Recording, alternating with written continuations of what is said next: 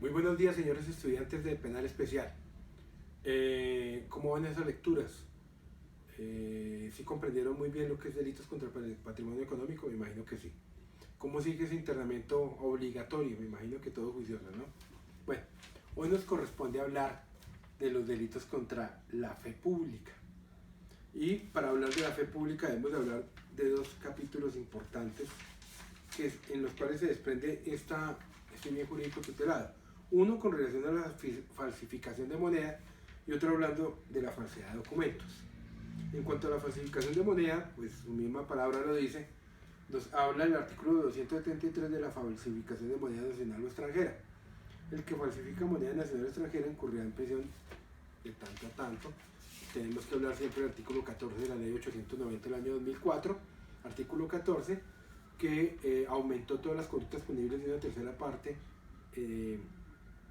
de la pena mínimo hasta la mitad del máximo en su pena final. Tráfico de moneda falsificada, tráfico de elaboración de tenencia de elementos destinados a la falsificación, emisión ilegal y circulación ilegal de monedas.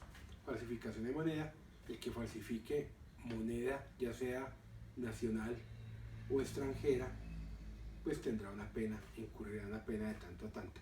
Colombia, de acuerdo al estudio de la SAC, de la sección de análisis criminal de la Fiscalía General de la Nación, se ha establecido por estadística también de SPOA que en cuanto a la falsificación de moneda, Colombia, digamos, tiene un gran récord en cuanto a la falsificación idónea de moneda extranjera. En el Valle del Cauca, especialmente los sitios donde se han demarcado por parte de Fiscalía General de la Nación y la sección de análisis criminal de la misma Fiscalía, que es donde se elabora la mayor falsificación de moneda en el mundo. Es muy importante mencionar eso. Ahora, con relación a el segundo capítulo, nos habla de la falsedad de documentos. Para hablar de falsedad de documentos tenemos que repetirnos primero que todo al artículo 294 del Código Penal, que nos menciona que es documento.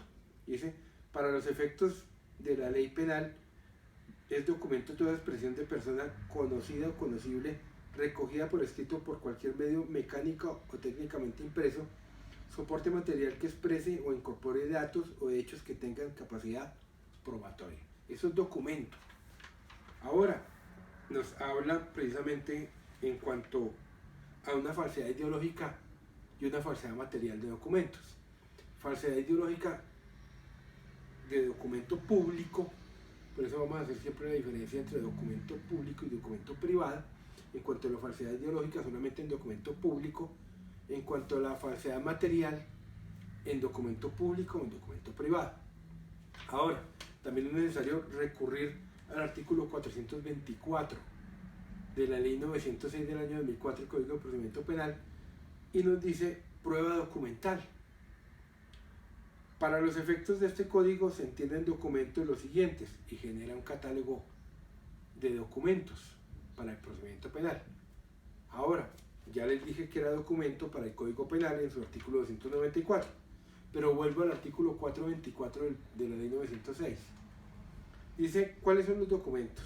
Primero, los textos manuscritos, mecanografiados o impresos, las grabaciones magnetofónicas, los discos de todas las especies que contengan grabaciones, las grabaciones fonópticas o videos, las películas cinematográficas, las grabaciones computacionales, los mensajes de datos, los telex, telefaxes similares, la fotografía, radiografías, ecografías, tomografías, electroencefalogramas y electrocardiogramas. Dice el número 15, cualquier otro objeto similar o análogo a las anteriores. Ahora, existe también un estudio reciente sobre, por ejemplo, los datos de un WhatsApp. Los pantallazos de un WhatsApp si tienen o no vocación probatoria. Y si tienen vocación probatoria, sí se sabe quién los produjo, quién los envió. De lo contrario, quien los recibe no tiene vocación probatoria. Escuchen eso muy bien, de quien reciben, de quien envían los datos de WhatsApp o mensajes de texto por Messenger o cualquier tipo de red, si tienen vocación probatoria, si sabemos quién los envía, no de quién los recibe. Si quien lo recibe no sabe ciencia cierta quién se lo envió. No, que es que me lo envió Peter Alexander. Ese Peter Alexander, si se conoce exactamente quién es y se ha hecho una búsqueda selectiva en base de datos de quién proviene esa línea telefónica, el dueño es Peter Alexander, ahí sí le podemos dar credibilidad al documento. De lo contrario, se vuelve un documento anónimo y conforme el 430 de la ley 906 del año 2004, los documentos anónimos no tienen vocación probatoria. Entonces vuelvo al artículo 286, falsedad ideológica en documento público. Dice el servidor público, luego tiene un sujeto activo de tipo cualificado, que en ejercicio de sus funciones, ingrediente normativo del tipo, ejercicio de sus funciones. Al extender documento público, cuando extiende documento público se vuelve un ingrediente de tipo normativo del tipo, que pueda servir de prueba, consigne una falsedad o calle total o parcialmente la verdad. Incurrirá en prisión. Miren ustedes que se vuelve una cantidad de ingredientes tanto subjetivos como normativos del tipo para que se pueda configurar la falsedad ideológica en documento público. Primero, en ejercicio de sus funciones de funcionario público. Segundo, que extienda un documento público. Tercero, que pueda servir de prueba. Y cuarto, que consigne en él una falsedad o que calle total o parcialmente la verdad. Ahora, tiene que ser documentos que tengan vocación probatoria. Si se consigna una falsedad ideológica en documento público en un documento anónimo, pues carece de capacidad probatoria. O sea, no sirve como prueba. Y miren ustedes que es un ingrediente normativo exigente del tipo. Dice que pueda servir de prueba. Luego, en general, necesariamente debe cumplirse con la exigencia de ¿qué? De que tenga vocación probatoria. Ahora, falsedad material en documento público, 287. El que, ya es indeterminado el sujeto activo, falsifique documento público que pueda servir de prueba. Falsifique documento público, verbo rector falsificar. Documento público que pueda servir de prueba incurrirá en prisión de tanto a tanto. Ahora, la ley 1142 del año 2007 también determinó la falsedad personal, y especialmente agravada por el uso, como un delito de alto impacto en Colombia. O sea, estadísticamente en el SPOA se aumentó la punibilidad de las falsedades materiales en documento público o documento privado cuando son agravadas por el uso. Ahora dice el segundo inciso del 287, si la conducta fue realizada por servidor público en ejercicio de sus funciones, la pena será de 4 a 8 años. Miren ustedes, si la conducta de la falsedad en documento público la realiza un funcionario público, no es una circunstancia de agravación punitiva, pero sí aumenta la punibilidad en el mismo tipo básico y especial del 287. Ahora, miren ustedes, 288, obtención de documento público falso. El que, sujeto activo indeterminado, para obtener documento público que pueda servir de prueba, induzca en error a servidor público.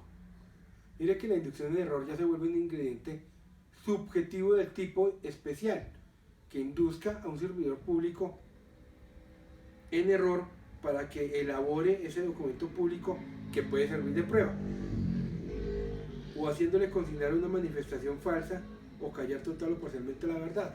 Miren que ahí sobreviene otro ingrediente de carácter normativo del tipo, subjetivo del tipo, haciéndole consignar una manifestación falsa o callar total o parcialmente la verdad.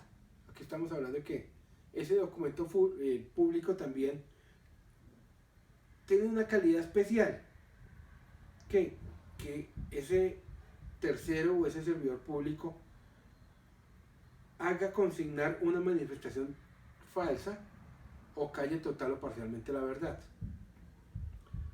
Y el 289 nos habla de falsedad en documento privado. El que falsifique documento privado que pueda servir de prueba incurrirá en prisión de tanto a tanto. El que falsifique documento, sujeto activo indeterminado, falsifique documento privado, ya no es público, que pueda servir de prueba, siempre es el ingrediente normativo del tipo especial, que pueda servir de prueba. Ya les voy a decir por qué es tan importante y por qué recalco tanto eso. Incurrir en prisión de tanto a tanto. Tienen circunstancia de agravación positiva, el uso, como ya les hablé, del uso de documento público falso. Y el 292 es muy particular, dice destrucción, supresión u ocultamiento de documento público. El que destruya, suprima u oculte total o parcialmente documento público que pueda servir de prueba incurrirá en prisión de tanto a tanto. El clásico ejemplo, ¿cuál es? Cuando ustedes van en su automóvil, los para un servidor público, un agente de policía de tránsito, un servidor de policía de tránsito, y les pide los documentos y les va a elaborar un comparendo. Y cuando les va a elaborar el comparendo, ustedes cogen ese talonario de comparendos y lo rompen. Esa ruptura genera una falsedad por destrucción o supresión de ocultamiento de documento público. Miren ustedes lo que pasó recientemente con la nueva figura pública por redes sociales de la EPA Colombia Nueva.